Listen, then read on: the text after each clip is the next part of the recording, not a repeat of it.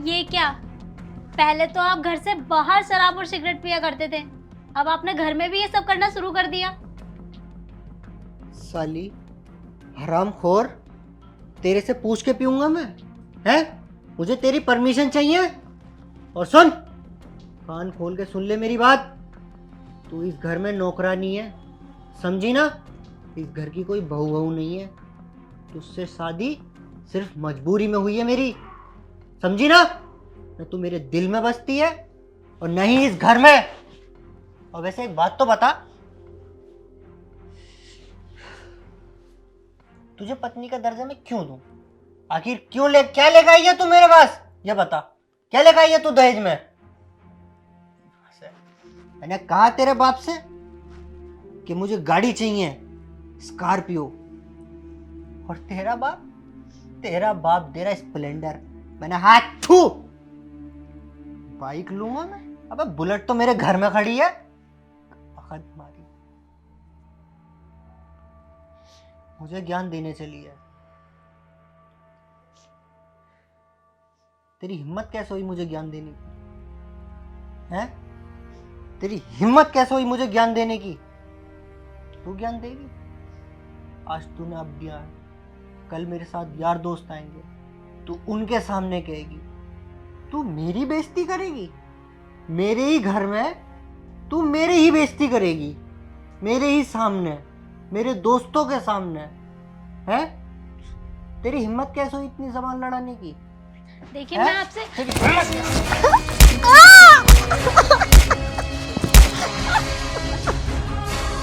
मेरे से जबान लड़ाएगी?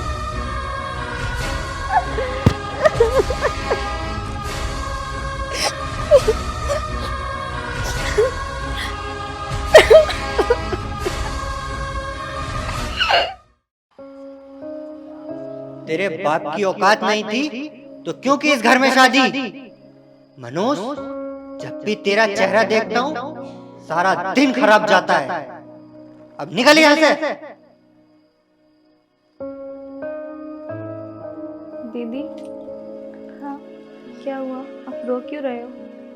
नहीं कुछ नहीं, ऐसे ही बस। ठीक है, मैं आपके लिए चाय ले आऊं? हाँ ले आओ। वैसे भैया आज ऑफिस इतना लेट क्यों आए हैं? आज उन्हें कुछ जरूरी काम था ना, तो इस वजह से थोड़ा लेट निकले हैं।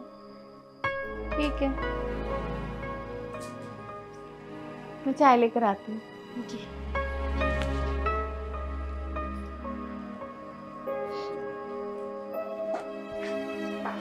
ये लो दीदी।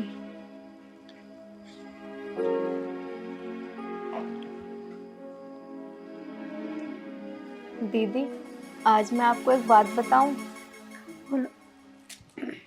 आपको पता है, मेरे माँ बाप ने ना मेरी शादी अपनी हैसियत से बढ़कर की थी, जो कि हर माँ बाप करता है। और शादी के हफ्ते बाद तो सब लोग मुझसे बहुत खुश थे, बहुत प्यार करते थे। लेकिन बाद में सबने अपना अपना रंग दिखाना शुरू कर दिया। और मेरी सास, वो मेरे हर काम में कमियां निकालती थी। शाम को जब मेरे पति काम से आते तो उनके कान भरती थी, और तो और वो मुझे बहुत पीटते थे। ऐसे ही हफ्ते में एक बार तो होता ही था, और फिर होते होते मारना, पीटना, टॉर्चर करना रोज का हो गया। बात हद से आगे बढ़ गई। फिर एक दिन मेरी सास ने मुझसे कहा कि अपने घर से सामान लेकर आ, पैसे लेकर आ। और मेरा पति अपनी माँ की ही बात सुनता था। जो भी मेरी सास ने उसे आदेश दे दिया, बस उसी पे चलता था, चाहे वो सही हो या गलत। अपनी माँ की हर बात को वो सर आँखों पे रखता था। और मेरे लाचार माँ बाप उनका हर बात को ऐसे मानते थे जैसे किसी ने हुक्म कर दिया हो और उस चीज़ को पूरा करना है। मैं ही जानती हूँ मेरे गरीब माँ बाप कहाँ से मेरा घर बचाने के लिए पैसे इकट्ठे करते थे, किस तरह से सामान खरीद के देते थे। लेकिन फिर भी मेरे पति का और मेरी सास का कभी घर ही नहीं भरता था। जब देखो यही कहती रहती थी कि सामान लेकर आ, पैसे लेकर आ।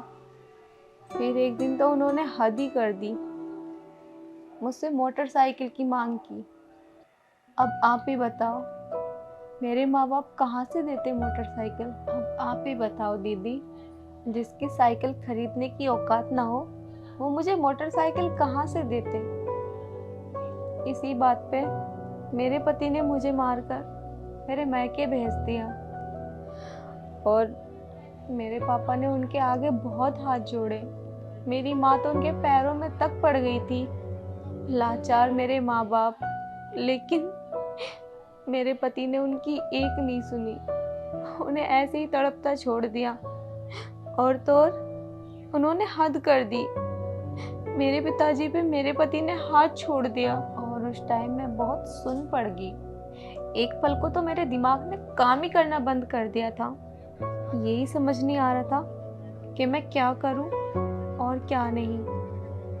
बस पास में तभी एक डंडा पड़ा था, मैंने उस डंडे को उठा लिया और मेरे पति पे जितना मुझसे हुआ ना, मैंने इतना फेरा।